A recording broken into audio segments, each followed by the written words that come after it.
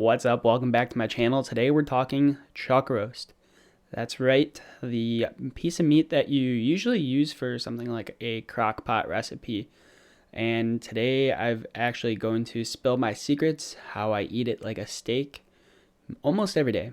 And I've been doing this honestly probably for a month and a half now, maybe even a little bit longer, just eating basically chuck steaks, I guess you could call it. So the first step you're going to want to do is take it out of the package, obviously, and you're going to want to pat it dry. Mine come vacuum sealed from Aldi. And from there, the next thing that I do is I just put it on the cutting board and I'll salt each side of the chuck roast. And then from there, it's very simple. I kind of have like a makeshift cookie sheet thing. This is actually from my toaster oven. But basically, I just set it on top of that inside of the fridge. I'm probably going to go to the store after this and get myself just like a cookie sheet and a cookie tray to go in there. It'll look a little more professional than this, but it is what it is for now. It works. It gets the job done. And then basically you're going to leave that in there for anywhere from like, you want to leave it in there maybe like 2 to 3 days. After about 2 days, it gets a really nice dark color on the outside. And I actually did pick this tip up from Dr. Anthony Chafee. He seems to do this quite a bit with his ribeye roasts, from what I could tell. But yeah, I do it with chuck roast. So I'm basically just dry aging the meat inside of my fridge, and it seems to make it a little more tender. But it makes it more firm and easier to cut, which is the next step. So after it sits for 2 to 3 days, I've probably had one in there for 4 days at some points, 4 or 5 days. I'm not too concerned about it. The next step that you want to do is basically, obviously take it out of the fridge. You're going to stand it up on its side, and you're just going to basically slice it down the middle. Now, you can either slice it into 2 steaks, or depending how thick they are, you can slice them sometimes into 3 different steaks. It just depends, I guess, how much meat you want to eat and, how thick you want them. Lately, I've been cutting them into 2, but today I'm cutting one into thirds because I had actually some pork chops with my first meal of the day today. And yeah, it's very simple. Just cut it down the middle with a nice big sharp knife, and you get nice couple 2 or 3 chuck steaks out of one chuck roast. And I get these chuck roasts for $4.99 a pound at Aldi. I live in northern Illinois, so I know the prices can vary, probably between about $4.99 to maybe like $7.50 a pound for a chuck roast. So it kind of depends on your area, but I'm getting them for about $4.99. They are grain fed. Eventually I will switch to grass fed. Don't come for me, but this is just what I have right now. And after you cut them in half, very simple. Take your cast iron pan, put it on the stove, get it nice and hot.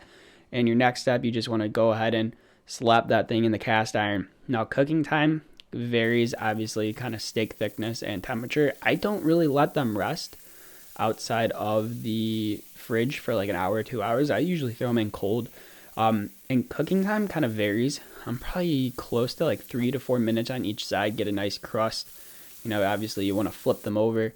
But after you cook a good amount of them, you really start to get a feel for how long to put them on. I don't even time it anymore. I just kind of go based off of feel and timing. But usually what I'm doing is cooking them easily to like a medium rare, sometimes even more closer to rare, depending what I'm feeling like that day. But that's usually what I do, and they come out really pretty good. It's a hell of a lot cheaper than buying, ribeyes every day at like $12 a pound or whatever you can get it at your local store. As always, I kind of cook them with some eggs. That's a ceramic pan on the bottom there. Another thing that you can do with the chuck roast is when you have it, instead of cutting it in half, another thing that I've done before is just slice them, right? And I'll have the picture up on the screen. But this is actually when I was at truck driving school, when I was getting my CDL. So I brought a portable grill with me, and I would cook the chuck roast slices on the grill in the parking lot of the school. And I would basically just bring a plate, put them in the plate, and then eat them in my truck. That was so I had fresh, hot meat every day. I've also ate it cold, but if I eat it cold, I prefer to cook it like a steak and then slice it and then eat it cold like that rather than slicing it and then bringing those cold. That's just something I prefer. But yeah, I'm the guy that brings a grill to CDL school to cook my chuck roast in the parking lot.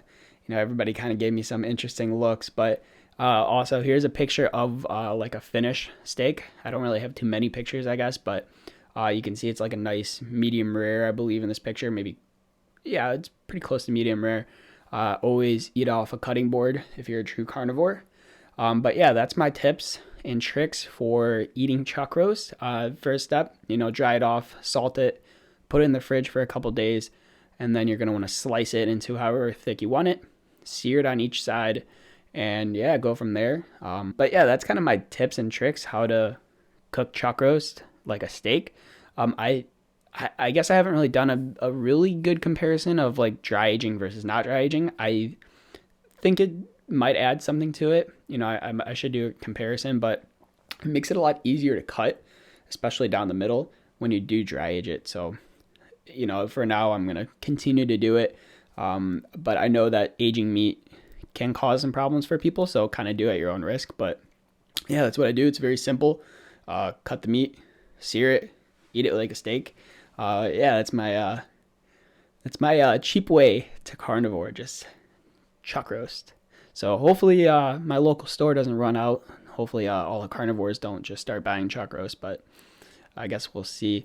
Well, that's all I got for today. If you have any other video suggestions you want me to put out, maybe different ways to cook a chuck roast. I'm not a fan of slow cooking, actually. The last time I slow cooked a chuck roast, that didn't really agree with me. So this is kind of my method for now. But if you want any other videos on carnivore, let me know. I'll be next year I'll be traveling for work, so I should have some sort of traveling while doing carnivore type of videos, going out, living out of a hotel room. So it should be interesting. Maybe I'll pull Michaela Peterson and bring an air fryer into my room, but I guess we'll see.